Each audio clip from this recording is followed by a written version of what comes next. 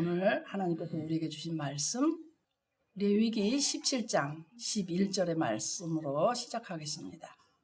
육체의 생명은 피에 있음이라 내가 이 피를 너희에게 주어 제단에 뿌려 너희의 생명을 위하여 속죄하게 하였나니 생명이 피에 있으므로 피가 죄를 속하느니라. 아멘. 생명이 어디 있어요? 피에 있어요. 그래서 그 피가 죄를 속한다 이렇게 말씀하시기 때문에 오늘은 이 주님이 뿌려놓으신 우리를 위한 최고의 선물 보혈에 관해서 은혜 받는 시간입니다. 예수님이 이 땅에 빛으로 오셨죠. 가난한 사람들에게 복음을 전하시고요. 하나님의 아들이신 예수님 낮은 자의 아주 가장 낮은 자의 모습으로 오셨죠. 가난한 자, 줄인 자, 애통한 자, 또 의에 줄이고 목마른 자 이런 사람들에게 계속해서 너희는 고통받는 것이 아니다. 이제 복을 받을 것이다. 이렇게 선포하셔요. 그러면서 하나님 나라에 너희가 들어갈 것이다. 이렇게 약속하십니다. 예수님이 이제 때가 돼서 어떻게 됩니까? 유다에게 배신당하시고 밤중에 끌려가서 재판당하시고 그리고 로마 군인들에게 포로당하시고 온갖 고초를 겪으십니다. 모든 제자들은 다 예수님을 버리고요. 뿔뿔이 도망가 버리고요. 그 장담하던 베드로마저도 예수님을 부인합니다. 그죠? 이미 다 아시는 내용이지만 이 내용을 가슴에 절절히 한번 느껴보십시오.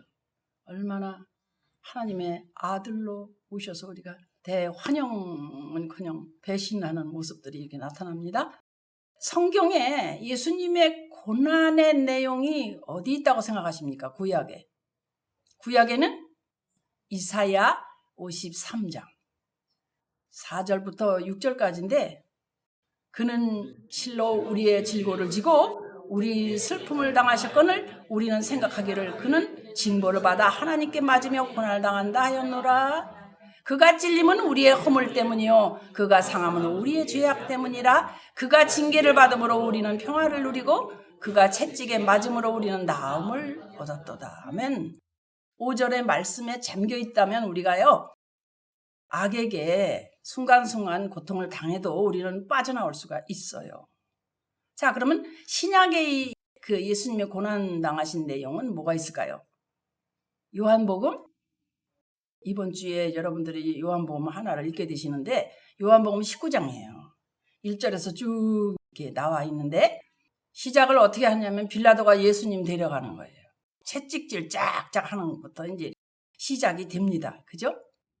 구약에서는 이사야께서 지금 예수님의 모습을 사실 이렇게 자세히 예수님을 십자가로 본 것처럼 이렇게 말씀을 했잖아요.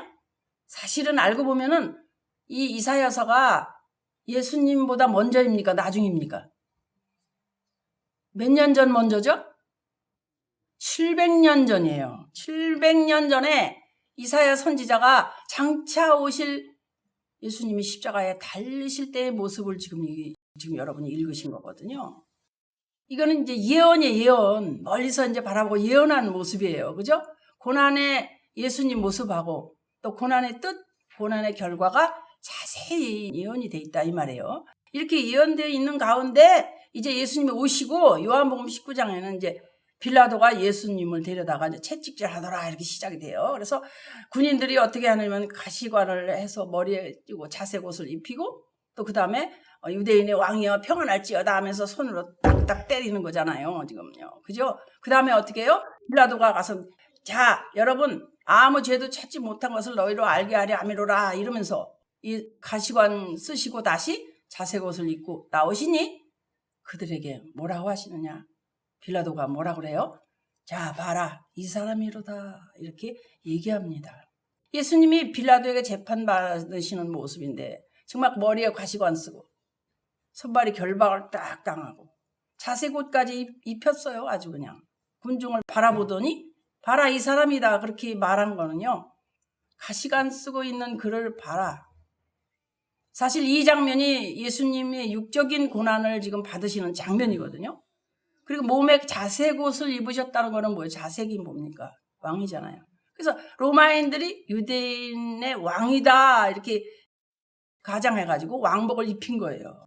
그리고 손에는 이 왕이 드는 이 그물 대신에 갈대를 쥐어주고, 그리고 앞에 앉아가지고 왕이시여 평안하시나이까 하면서 머리를 갈대로다가 딱 때리고 이렇게 하고 있는 겁니다.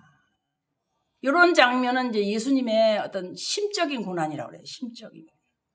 그래서 이 내용을 자세히 알면 우리가 마음이 아플 때는 예수님의 이 심적인 고난 받으셨을 때의 모습으로 가고, 그렇게 하는 거예요. 우리가 이 땅에 살면서. 그러니까 예수님이 어떻게 고난 받으셨는가, 이거 중요한 겁니다. 그죠? 조롱하는 거잖아요. 우리가 조롱받을 때 예수님도 이렇게 받았다는 거, 이렇게 생각하셔야 되는 거예요. 그죠? 묵상. 빌라도는 여전히 그래요. 봐라, 이 사람이다. 근데 너희들 어떤 모습을 보고 자꾸 죽이라고 하느냐, 이제 이런 뜻이 담겨 있죠. 이만하면 되지 않았냐, 이 정도면. 이 이상 고통을 줄 게 뭐 있냐, 이런 얘기예요 지금. 근데 어떻게 해요? 예수님을 석방을 시켜주려고 하는 마음이지만 되지 않습니다. 하나님의 뜻이잖아요. 석방을 시켜주, 거기서 석방시키는 게 하나님의 뜻이 아니라고요. 그죠? 그래서 예수님은 이제 유대인의 왕이라고 조롱받고 나서 이제 골고다로 가죠. 십자가에 매달리시죠. 그 피를 흘리십니다. 이렇게. 그런 모습을 직접 우리가 지금 보고 있는 거예요. 본다는 건 뭐예요? 믿는다는 거라 그랬잖아요. 믿는 거. 확실하게 믿는다는 거예요. 2000년 전의 사건인데 나는 지금 그것을 확실히 믿는 거예요. 그렇기 때문에 믿기 때문에 본단 말이에요. 이 십자가형이 뭐예요? 올려놔서 못 박아서 바로 죽는 게 아니거든요. 여기에서 이제 피가 이제 흐를 겁니다. 요 목에다가 만약에 이렇게 이렇게 굵은 못을 박거나 그러면 좀 빠를지도 몰라요. 근데 손과 발에 박으니까 시간이 걸리는 거예요. 그죠? 그래서 막 지혈도 되고 막 이런 일이 일어난단 말이에요. 고통은 점점 심해지고, 죽는 일은 빨리 안 끝나고. 그래서 그게 가장 무서운 이유가 십자가형이라는 거예요. 근데 옆에 있는 강도들은 막 다리도 꺾었다는 말 있잖아요. 성경에. 그죠? 근데 예수님은 큰 소리를 지르시더니 이제 6시간 만에 운명하십니다. 그죠? 예수님께서는 어떻게 말씀하셨느냐? 누가 내게서 생명을 취해가는 것이 아니라 내가 스스로 내 생명을 버린다 그러셨어요. 내가 하는 것이다 그 말이에요. 그래서 말씀을 여기서 이렇게 가만히 들어가 보면은 그 말씀 다음에 뭐라 그러시냐면 나는 버릴 권세도 있고 다시 얻을 권세도 있다. 또 이렇게 말씀하셔요. 도로 얻는다는 건 뭐죠? 잃어버렸다가 다시 찾는다는 거 아닙니까? 그러니까 내가 지금 죽지만 다시 살 것이다 그 말이에요. 한 번 사람이 죽으면 그만이잖아요. 죽은 내가 어떻게 도로 살릴 수가 있나요? 기절한 사람은 의사가 와서 살릴 수가 있겠지만 죽어버린 나를 내가 어떻게 살립니까? 이분은 분명히 하나님 아니십니까? 근데 예수님이 내가 도로 얻을 권세가 있다라고 말씀하셨거든요. 그러니까 예수님은 스스로 십자가에서 돌아가시고 스스로 다시 3일 만에 부활하셨다는 말이 그게 이제 맞는 거잖아요. 그래서 이거는 뭐냐? 십자가의 거룩한 어떤 사람의 모습이 아니라 하나님의 어떤 신적인 면을 이렇게 나타내고 있잖아요. 그죠? 그래서 십자가는 영원하신 하나님의 그 예정하심과 작정하심 그 속에서 이루어진다는 사실이에요. 여러분이 이제 다음 주는 부활절을 맞을 텐데 부활은 뭐예요? 하나님의 권능 가운데 이루어진 또 놀라운 이런 또 사실을 알게 되잖아요. 십자가에는 이렇게 신적인 면만 있는 게 아니에요. 인간적인 면이 또 많이 있습니다. 예수님 십자가에 지실 때는 여러 사람이 들어가잖아요. 첫째가 어떻게 돼요? 가룟 유다가 은 30냥에 팔아버리죠. 그죠? 두 번째 뭐예요? 유대인의 그 교권자들이 모여가지고 예수님을 사형시키자. 이렇게 해서 그 사형 언도합니다. 사람이 죽입니다. 아주 율법을 잘 알아서 율법 잘 지키는 사람이 결국 메시아 죽입니다. 그걸 아셔야 돼요. 그래서 우리가 율법주의가 되면 안 되는 거예요. 그죠? 또 예루살렘의 수많은 군중들이 막 소리 지르 십자가에 못 박으소서 우리 드라마를 많이 했기 때문에 드라마가 막 기억날 거예요, 지금. 우리는 초기에 이런 거 실제로 사람이 나와서 많이 했습니다. 그죠? 그래서 죄인인 우리, 나 대신 죽으시는 예수님에 대해서 알지 못하면 내 얘기 아니고 남의 얘기예요. 내 얘기 아니고 남의 얘기라고. 내 얘기가 되면 이런 걸 봐도요, 주여, 이렇게 돼요. 결국 예수님이 왜 오셨습니까, 여러분? 왜 오셨습니까? 이렇게 고통받으시고 이 땅에 오신 이유는 뭐예요? 오늘의 말씀 제목을 보아하니 뭡니까? 피 흘리시려고 이 땅에 오신 거 아닙니까? 그죠? 피 흘리게 하실 하나님의 계획, 그리고 그에 따른 모든 사람들의 모습, 지금 쭉 들으셨잖아요. 결국 피를 흘리셨습니다. 우리가 고난주간을 맞아서 오늘은 피 얘기를 해야 돼, 고난 얘기를 해야 돼, 이게 아니에요. 우리는 항상 하죠. 항상 1년 12달 항상 하잖아요. 그러면서 이 고난을 이렇게 묵상해 보는 것, 우린 이런 것을 훈련이 되어 있습니다. 오늘 본문의 말씀에 육체의 생명은 어디에 있다? 피에 있다. 피 쫙 빼보세요. 피 어느 정도 빠지면 죽죠, 사람이. 근데 동물도 피 빼면 죽어요. 닭 죽일 때 어떻게 한대? 이 피를 너희에게 준대요. 제단에 뿌려 너희 생명을 위해서 속죄를 한대요. 왜? 생명이 피에 있거든. 그래서 피가 죄를 속한다. 피가 죄를 없애버린다, 이 뜻이에요. 그래서 우리는 그 피에 대해서 알아야 됩니다. 그렇구나. 예수님께서 이렇게 이 땅에 오셔서 십자가에 매달려 죽으신 것은 아는데 그건 확실하게 알아. 근데 그 다음엔 몰라. 피의 뜻도 모르고 아무것도 몰라. 이러면 안 되는 거예요. 그렇게 해서 사람이 20년, 30년, 40년도 가요. 모른 채. 근데 피에 대해서 알아야 되겠어요. 그래서 육체의 생명은 어디에 있다? 피에 있다. 피 가운데 생명이 있다는 사상. 이게 사실은 구약, 신약 성경 전체를 꿰뚫는 거야, 이 말이에요. 육체의 생명은 피에 있다. 피 가운데 생명이 있다. 이 뜻이 신구약 성경 전체를 꿰뚫는다고요. 관통한다, 이 말이에요. 얼마나 중요한지 몰라요. 특히 예수 그리스도의 피로 말미암아 속죄를 받는다. 이거는요, 온 인류에게 주어진 최대의 메시지예요. 최대의 메시지. 최대의 복음이야. 온통 어마어마한 복음이에요. 복음이자 성경 전체의 핵심 주제라고 지금 말하고 있어요. 히브리서 9장 22절이 뭐죠? 모든 물건이 피로써 어떻게 돼? 정결하게 돼. 깨끗해져. 그 피로써. 피 흘림이 없이는 사함이 없고, 피는 그 자체 속에 포함된 죽고 살고 여기에 죽었다를 살았다로 바꿔놓는 어떤 죄를 속해주는 상징적으로 사용되는 거예요. 할렐루야. 그래서 성경은 최고의 종교적 성물인 어떤 피를 마신다거나 피를 먹거나 이걸 금지하잖아요. 성경에 보면 피 먹지 말라고 그랬죠? 왜 그럴까요? 피가 육체의 생명이 되니까 피를 먹는다는 거는 사실은 생명을 먹는다는 뜻이 되기 때문에 그래서 먹지 말라고 되어 있는 거예요. 그래서 피로 상징된 생명은 오직 하나님의 주권이야. 하나님의 주권 영역에 들어있는 거야.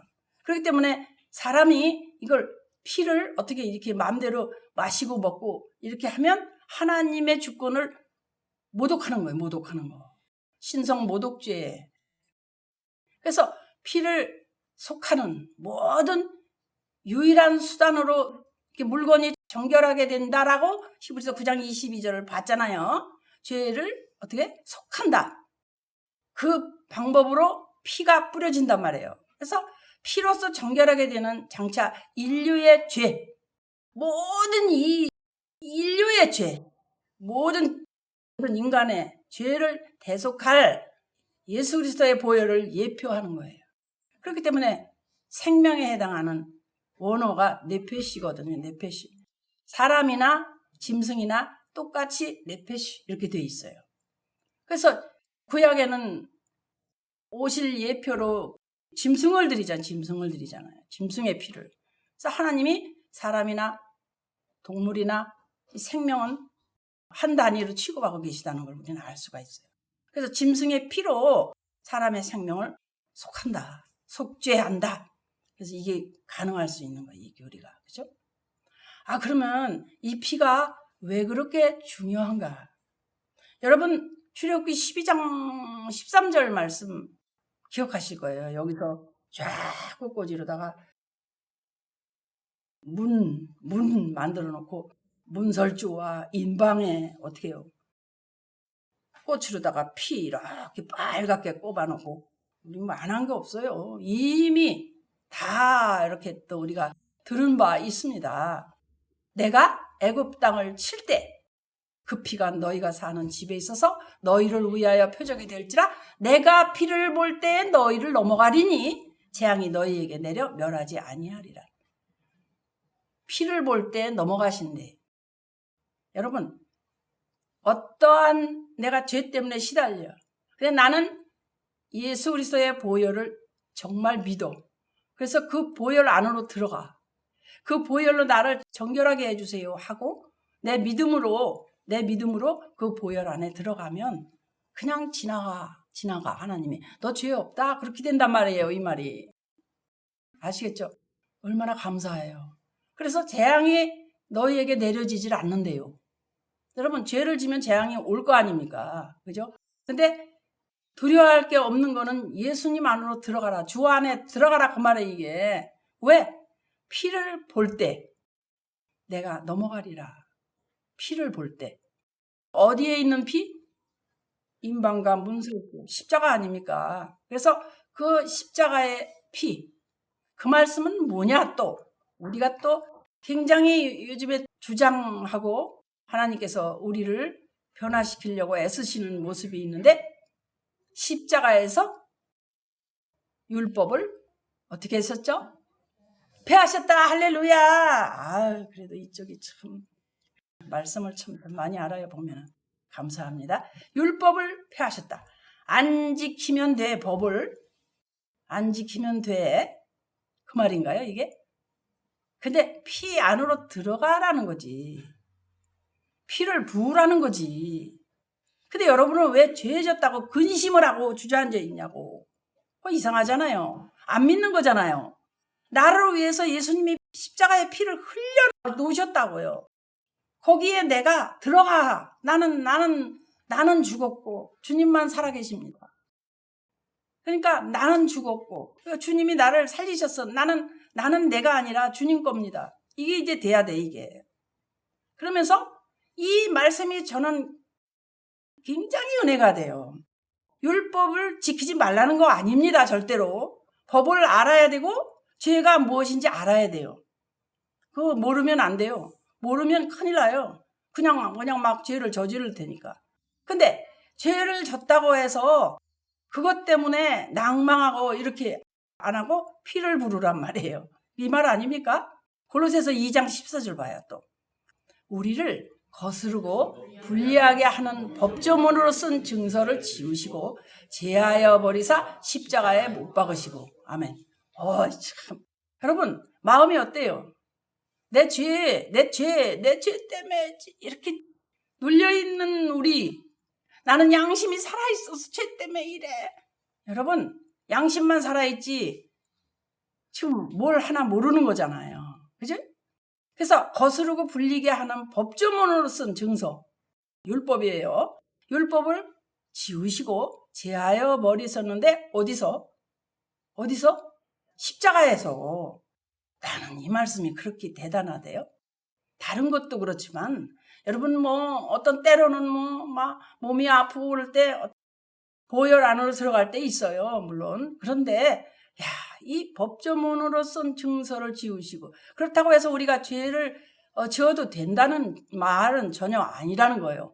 그런데 너희가 이 법을 알면 내가 이미 내 피로 증서를 지워놨는데 이걸 믿는다면 너희가 죄 때문에 그렇게 우리가 눌려있을 수는 없다는 거예요. 내가 한 것을 믿으라는 거예요. 믿으라는 거예요. 그러니까 기뻐할 수밖에 없는 거죠. 에베소서 2장 14절. 그는 우리의 화평이신지라 둘로 하나를 만드사 원수된 것 곧 중간에 막힌 담을 자기 육체로 하시고. 아멘. 하나님은 거룩하시고 우리는 맨날 죄. 태어나면 죄인이에요. 왜? 우리가 할아버지들이 뭘 먹었어? 선악과 먹었거든.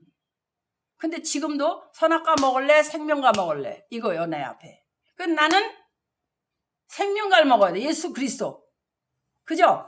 생명과를 먹어야 돼. 지금 내가. 오늘도 나는 어떤 거 먹을래? 생명과를 먹어야 돼. 그래서 그 말씀이에요, 말씀. 말씀으로 보니까 우리의 화평이신지라. 하나님과 나와 원수였어. 선악과 먹은 우리는 하나님과 원수였어. 근데 이 둘로 하나를 만드셔서 원수된 거를 중간에 막힌 담을 자기 육체로 찢어서 피 흘려서 헐어버리셨다 이 말입니다. 그러니까 이걸 깨달으면 그러지. 그 깨달음이 와야 돼요. 맞습니까? 그 깨달음이 와야 돼. 그래서 우리의 화평이 되시는구나. 둘로 하나를 만드셨군요. 중간에 막힌 담이 있어서 우리는 하나님을 바라볼 수도 없었는데 자기 육체 찢어서 그 피를 흘리셔서 나를 정결하게 만드셨구나. 그러니까 이 믿는다는 거 이게 대단한 거예요. 대단해.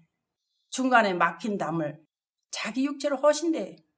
그래서 법조문으로 된 계명의 율법을 폐하셨다. 둘로 자기 안에서 한 세 사람을 지어 화평하게 하셨다. 에베소 2장 15절 말씀이거든요. 그래서 법조문이 됐는데 법조문이 이게 율법이요. 근데 이걸 폐하셨대. 둘로 자기 안에서 한 세 사람을 지어서 화평하게 하셨어요.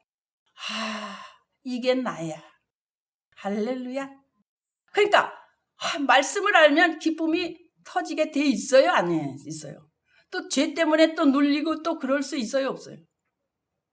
예수님이 왜 믿음 생활하면 기쁨이 오는지를 이게 이걸 모르니까 맨날 울상이고 맨날 근심이 맞아요. 이걸 알아도 오늘 할렐루야 해도 내일 또 우울할 수 있어요. 그거는 뭐 어쩔 수가 없어요. 근데 그 우울할 때 또 한 번 주님을 불러서 그 보혈 안으로 들어가는 거예요. 우리가 율법을 폐하시고 지금에 있어서 우리가 가장 중요하게 여기는 거예요. 율법 아래 있지 마라. 율법을 폐하셨는데 율법이 없는 것도 아니고 지키지 말라는 것도 아니고 그럼 어떻게 해요? 주님과 동행하란 말이야. 그럼 주님 때문에 내가 걱정이 없는 거예요. 그 말은 성령님의 인도 따라 살아라 이 말이거든요. 그래서 성령님 어떻게 할까요? 하나 더 은혜 받는 말씀이 뭐냐면 갈라디아서 5장 18절이에요. 여기서 그래 이제 이렇게 됐어. 화평하게 됐어. 이제 법조문이 이제 깨졌어. 우리 그럼 안 지켜도 돼가 아니라 너희가 만일 성령의 인도하시는 바가 되면 율법 아래에 있지 아니하리라. 아멘. 기쁨이 쫙 들어오지 않습니까? 성령님과 내가 동행하면 성령님 안에 내가 들어가면 율법 아래에 있지 않대요. 주님 어떻게 할까요? 주님께서 이미 다 일을 하시는데 내가 왜 죄 아래로 가겠어요? 이미 다 깨뜨려 놓으셨는데요. 뭐가? 주님의 피가. 여기서 이제 은혜가 그러면 돼요. 이 장면에서 너희가 만일 성령의 인도하시는 바가 되면 율법 아래 있지 않대요. 내가 성령님과 오늘도 동행하면 네가 율법 아래 있는 자가 아니라 그 말이에요. 성령 따라 살면 율법 아래 있지 않는다 그 말이에요. 율법을 모르면 절대 안 됩니다. 근데 율법만 하면 바리새인 저주예요. 맞죠? 율법에 뭐가 있어야 될까? 제일 중요한 거, 맨 꼭대기 있는 거 탑살 때 사랑. 율법에 사랑이 있어야 돼. 사랑이 있어. 그러려면 성령님과 동행하면 다 되는 거예요. 할렐루야. 오늘의 말씀을 잘 들으셨죠? 이제 그 다음엔 소처럼 어기적 말씀 또 생각하고 또 어기적 이걸 되새김이라고 그래. 묵상한다고 그래. 이것만 여러분에게 남은 거예요. 이제 할렐루야. 이번 주도 더 깊게 묵상하시는 한 주가 되시기를 예수 그리스도 이름으로 축복합니다. 아멘.